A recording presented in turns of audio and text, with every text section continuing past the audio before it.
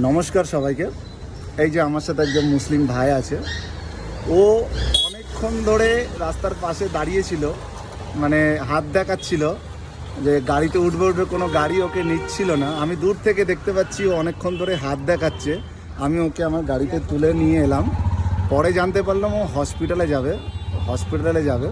তো আমি সমস্ত মানুষকে একটাই মেসেজ দিতে চাই এই ভিডিওটার মাধ্যমে, যে আমরা হিন্দু মুসলিম ভেদাভেদ করব না, আমরা প্রত্যেকেই ভাই ভাই, আমরা ভারতীয়, আমরা এই জিনিসটা আমাদের মাথায় থাকবে। আজকে যদি আমি মনে করতাম যে এ তো একজন মুসলিম, একে আমি কেন গাড়িতে ওঠাবো বা কেন ওকে আমি ছেড়ে দেবো ওর জায়গা মতন, তাহলে কিন্তু এই সমস্যাটা সমাধান হতো না।